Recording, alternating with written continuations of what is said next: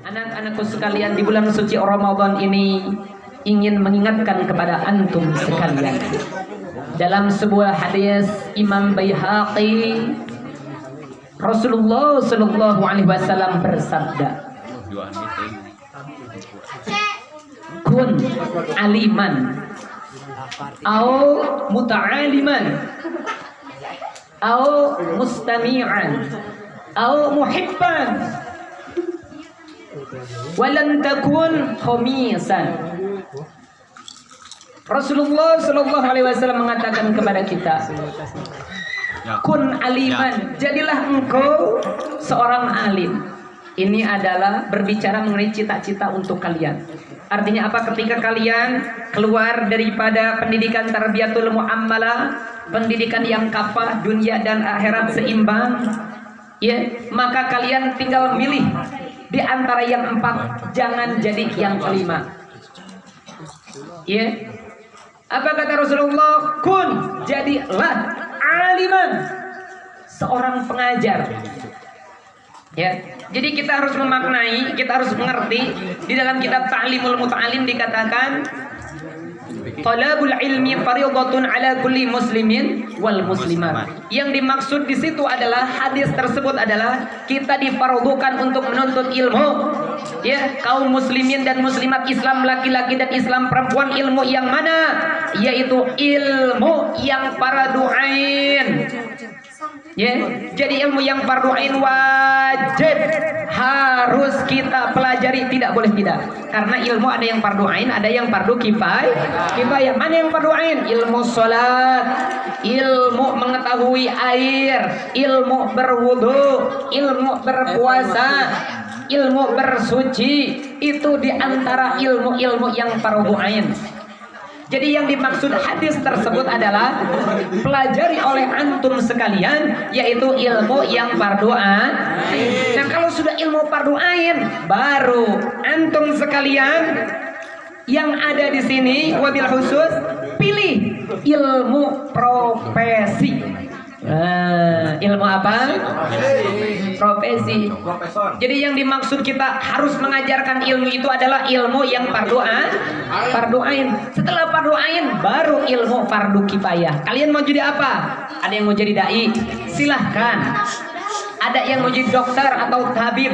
Silahkan. Ada yang mau jadi arsitek? Silahkan. Ada yang mau jadi owner, pemilik perusahaan? Silahkan. Ada yang mau jadi pelaut? Silahkan. Ada yang mau jadi pejabat? Silahkan. Tapi ingat, kita harus punya dulu landasan dasar. Apa itu? Fardu ain. Yes. Jadi harus tahu dulu. Jadi fardu ain kita dapatkan, barulah kita dapatkan ilmu fardu kifayah. Ya, mungkin di antara kalian ada yang ingin jadi menteri, amin. Ataupun ingin jadi pengusaha, amin. Ataupun ingin jadi pejabat, amin. Ya, terserah mau jadi apa. Oke, jadi fungsi daripada kita mengenyam pendidikan itu bukan hanya untuk jadi kiai saja. Itu adalah di antara profesi. Ada yang mau jadi dai, silahkan. Ya. Ada yang mau jadi ustadz, silahkan. Itu adalah di antara profesi-profesi yang boleh untuk kita pilih. Tapi apa? Yang wajib dipelajari semuanya adalah kita harus ngerti ilmu fardu ain. Paham? Semuanya harus bisa ilmu fardu ain, mengerti? Jadi tidak ada yang tidak boleh bisa, semuanya harus bisa. Ilmu fardu ain, ilmu salat, ilmu berwudu, ilmu mandi besar, ilmu junub, semuanya itu harus bisa. Ya, kenapa? Karena apapun itu profesimu, tetap yang fardu ain harus dikuasai, mengerti? Kun aliman, jadilah seorang alim, pengajar. Ya, jadilah seorang pengajar, mangga. Silakan itu pilih. Kalau tidak mampu jadi seorang pengajar, kenapa nggak mampu jadi seorang pengajar? Adi boro-boro jadi pengajar, adi karak antung sakedeung geus ngaderek-dek. Karak nyekel mik, assalamualaikum warahmatullahi. Bukan assalamualaikum. Kenapa? Karena tidak terbiasa. Maka jangan dipaksakan jadi seorang dai. Jangan dipaksakan jadi seorang pengajar. Apa? Oh, muta'aliman. Atau jadi yang kedua. Apa itu? Jadi seorang pembelajar, jadi seorang santri, jadi seorang mahasiswa. Silakan mau jadi apa? Mengerti? Ya, pilihan tadi yang pertama yang paling utama di sisi Allah Subhanahu wa taala. Ya, yang diberikan kriteria yang paling utama di sisi Allah Subhanahu wa taala, aliman, seorang alim. Hati-hati, alim ada dua. Ada al-ulamaul warasatul anbiya atau ulama usul. Ada ulama yang memang pewaris daripada nabi, ada ataupun yang kedua ada ulama usul, ulama palsu, ulama yang mengobrol daripada jabatannya sebagai ulama, kedudukannya sebagai ulama digunakan untuk mengejar hadiah dunia. Nauzubillah summa nauzubillahi min dzalik. Kun aliman au muta'alim. Jadilah kamu seorang pengajar ataupun pembelajar. Berarti jadi santri. Ya, ingat, jadi pengajar atau jadi pembelajar. Ini kriteria yang 4 ini harus dilaksanakan abadal abidin, selamanya.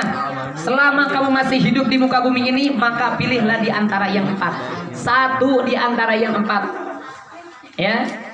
Siap. Jadi pengajar mampu tidak kira-kira? Mampu, insyaallah. Oke, untuk sekarang mungkin belum ya? Sekarang belum, berarti pilihannya di antara 2 nih. Yang kedua, apa? Muta'aliman. Jadilah seorang santri. Maka jangan berhenti jadi santri. Enggak ada kata, sebetulnya tidak ada kata alumni. Ya, harus jadi santri itu apa? Utsrubul ilma minal mahdi ilallah. Tuntutlah ilmu dari sejak lahir sampai dengan liang lahat, sampai dengan meninggal dunia harus tetap untuk thalabul ilm, menuntut ilmu. Oke? Ini jadi santri luar biasa godaannya. Apa syarat jadi santri agar kita berhasil? La tanalul ilma illa bisitatin. Tak akan berhasil ilmu kecuali 6 syarat. Duka irwahirsin wastibarin wa bulgotin. Cerdas sungguh-sungguh, sabar cukup bekal, wa irsyadi usagin wa tuli jamani. Dapat petunjuk guru dan juga lama zaman. 6 kriteria kalau kita menjadi santri. 6 kriteria itu wajib dilaksanakan kalau kalian menuntut ilmu ingin berhasil. Pertanyaannya, mau tidak berhasil dalam menuntut ilmu? Maka 6 kriteria itu harus dilaksanakan. Yang pertama tadi apa? Cerdas. Harus super. Ya. Jangan tell me, telat me. Ada di sini yang tell me ada. Ada juga PMI di sini tuh. Gitu. Insya Allah santri-santriawati di sini semuanya cerdas, amin. Sebetulnya tidak ada yang bodoh, betul? Yang ada adalah malas. Ya. Tidak ada yang bodoh, yang ada hanya orang malas. Cerdas. Yang kedua sungguh-sungguh. Yang ketiga apa? Sabar. Harus sabar dalam ujian-ujiannya, karena setiap santri pasti akan diuji dengan penyakit, akan diuji dengan teman, akan apalagi zaman sekarang. Paling ujian terberat bagi santri adalah handphone. Betul. Ujian terberat santri zaman sekarang apa? Main game. Betul. Di sini ada. Raja game, ada raja game. Ya, santriawati. Jadi kalau kamu nanti mau cari calon suami, tanya dulu kamu suka main game enggak? Gitu. Kalau suka, oh langsung backlist. Kalau kamu main cacing, Ya. Awet main PUBG. Gimana bisa jadi suami yang baik? HP terus yang didahulukan, betul? Iya. Ya, mengerti? Ya, begitu pula laki-laki kalau mau nanti mencari pendamping yang baik, suami istri yang baik, maka tanya, Neng, suka main TikTokan enggak?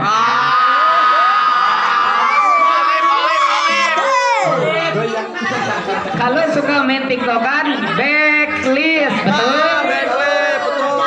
Kenapa mesti di backlist? Hei, lekukan tubuhnya, hei, suara-suaranya, hei, gerakan-gerakannya dia pertontonkan untuk orang lain sealam jagat raya ini. Jadi Maresa main TikTok, Maresa. Ya. Gue yang mamang muda. Nauzubillahi min yalik. Siap tolak siap. Insya Allah. Baik. Yang ketiga tadi kun aliman au muta'alim. Yang ketiga apa? La, bukan nuntut ilmu tadi. Jadilah seorang alim atau pembelajar. Yang ketiga au. Iya, apa itu au?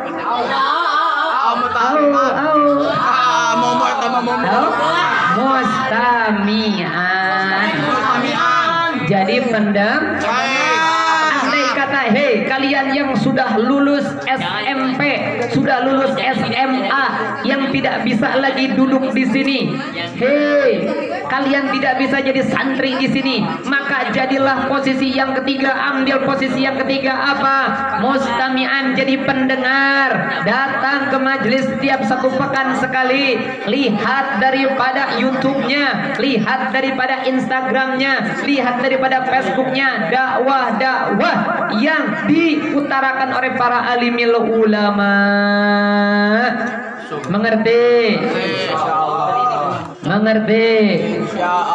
Jadilah yang ketiga. Kalau kau tidak bisa berada di pondok pesantren, kalau kau tidak bisa ada di asrama, kalau kau tidak bisa ada di tempat-tempat thalabul ilm secara kontinu atau terus menerus, maka jadilah posisi yang ketiga. Mustami'an, pendengar.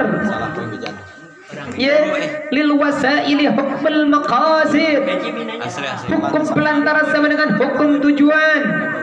Para santri dan kiainya sedang ngaji di dalam masjid, di dalam majlis, tapi dia tidak bisa hadir, maka buka channel YouTube-nya, maka buka Instagram-nya, maka buka Facebook-nya, live streaming untuk menyaksikan daripada kajian-kajian keagamaan.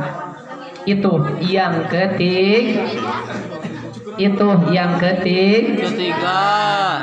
Abi, aku tidak bisa jadi yang pertama dan juga tidak bisa jadi yang kedua, pun aku tidak bisa untuk jadi yang ketiga. Lalu bagaimana sekarang? Maka ada yang keempat. Mana itu? Al-muhibban, pecinta ilmu, pecinta ulama, pecinta santri. Dia sibuk karena dia seorang pejabat, dia sibuk karena dia seorang owner atau pemilik perusahaan, dia sibuk untuk bekerja, mencari nafkah siang dan malam, tidak bisa hadir di majelis ilmu, apalagi untuk jadi seorang santri. Maka cukup kau jadi yang keempat. Kau cinta sama ulama, kau cinta kepada para ajengan, kau cinta kepada para santri, kau cinta kepada para hadir majlis taklim, majlis zikir, kau cinta terhadap itu semua. Kalau kau punya, karena kau seorang pejabat, maka permudahlah legalitas daripada majlis taklim, masjid dan lain sebagainya. Kalau kau seorang pengusaha, maka sisihkanlah hartamu untuk berjuang menegakkan kalimatullah, menegakkan agama Allah Subhanahu wa taala, membantu pondok pesantren, membantu majlis taklim, membantu majlis zikir, membantu para santri untuk mempersediakan daripada kebutuhannya di pesantren. Tuh, jadi yang keempat. Jadi yang keempat kata Rasulullah Shallallahu Alaihi Wasallam, walam takun, dan janganlah jadi kalian semua khamisan, yang kelima. Apa itu yang kelima? Di antara semua. Yang keempat berarti apa? Dia yang membenci daripada ulama, dia benci terhadap santri, dia benci terhadap majlis, dia benci terhadap orang yang membantu perjuangan para alimil ulama. Ya, falam tahlik kata Rasulullah, maka akan celaka orang yang seperti itu. Na'udzubillahi min. Jadi posisi kamu berada dimanapun, posisi kamu apapun, jabatan kamu sebagai apapun, ya, usaha kamu apapun, kerja dimanapun, tetap posisikan kamu satu di antara yang empat. Jadi yang mana saja silahkan. Sehingga apa? Tadi dalam kaidah usulnya, ya, lil wasaili hukmul maqasid, hukum pelantara sama dengan hukum tujuan. Karena dia cinta dengan pondok pesantren, karena dia membantu perjuangan pondok pesantren, karena dia datang menghadiri daripada majlis-majlis taklim, karena dia berada di pesantren untuk menuntut ilmu, karena dia ada di pesantren untuk mengajarkan ilmu, maka semuanya itu saling keterkaitan, pahalanya semua sama di hadapan Allah Subhanahu wa ta'ala. Alhamdulillah. Jadi sekarang kalian pulang ke rumah masing-masing, tetap pilih satu di antara empat, jangan sampai ada yang kelima. Mengerti? Mengerti? Ya. Kalau kamu dijadi yang kelima, fatahlek, kau akan celaka. Kau tak peduli dengan majelis taklim, kau tak peduli dengan pendidikan Islam, maka kau akan celaka. Celaka di dunia dan juga celaka di yaumul akhirat. Na'udzubillah summa na'udzubillahi min dzalik. Andai kata di dunia ini sudah tidak ada ulama, maka manusia akan seperti binatang. Na'udzubillahi min. Sekarang saja masih ada ulama, masih ada kiai, masih ada ajengan, manusia sudah layaknya seperti binatang. Betul tidak? Kata ulama tutup aurat nggak dengar. Kata ulama laksanakan sholat tidak dengar. Kata ulama jangan kau makan sembarangan ketika bulan puasa. Hei, yang tidak bisa puasa tidak didengar. Na'udzubillah summa na'udzubillahi min dzalik. Ya, ini segini ada ulama tapi tidak didengar. Nah, mudah-mudahan kita termasuk daripada orang yang cinta terhadap para alim ulama. Amin ya Allah ya rabbal alamin. Wa may yakhshallahu min ibadihil ulama.